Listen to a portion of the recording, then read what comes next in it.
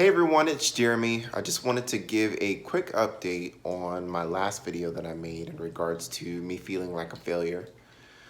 I took some time to reflect on the things that I was doing on a day-by-day basis, and I recognized that what was not consistent was not only me being very vocal about what I like to do in regards to helping people achieve their goals as far as a coach is concerned, but also my daily practice of meditation. And meditation for me is simply allowing myself the ability to and space to disconnect from what's going on in life. It's really my way of disconnecting from the quote unquote troubles or burdens that I have by grounding and pulling myself in the present. And if you notice in the last video, I had a big table behind me with some singing bowls on it. And, I purchased those singing bowls with the intent of creating meditation music, although I'll have to wait until I get into a smaller space to avoid any poor quality in the audio. But what I recognize is that that table was pretty much covering my meditation sanctuary that I have, which meant that if it's out of sight, then it's out of mind. So I say all of that to say, when you have a daily routine or a daily practice and you recognize that things are off, it will drastically impact your outcomes. For me, not having that consistent meditation allowed me to operate from a space of not being clear, which then impacted how I showed up every day at work and when I wanted to focus on my coaching. In regards to failure, it truly is a great way of,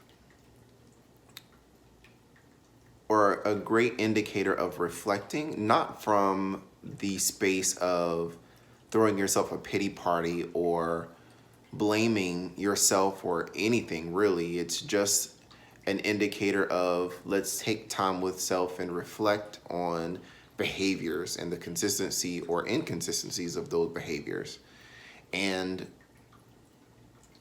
failure is also an opportunity for an individual to really be creative and look at their processes, their strategy, whatever it might be, and say, okay, this isn't working. Let's figure out what portion of it was and fix the stuff that wasn't. If I had to go back and tell myself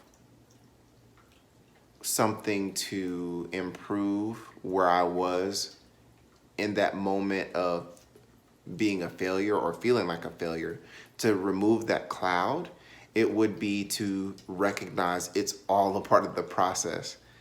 And as somebody who wants something done like yesterday, especially with the intent that I have to really help people be successful and achieve their desires, I can easily get distracted with comparing myself to others and comparing myself to people who started their journey, months, if not years ago.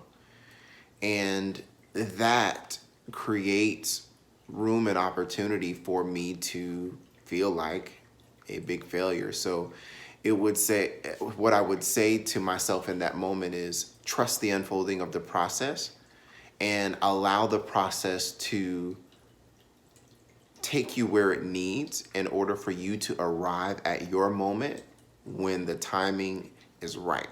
Time and chance and preparation.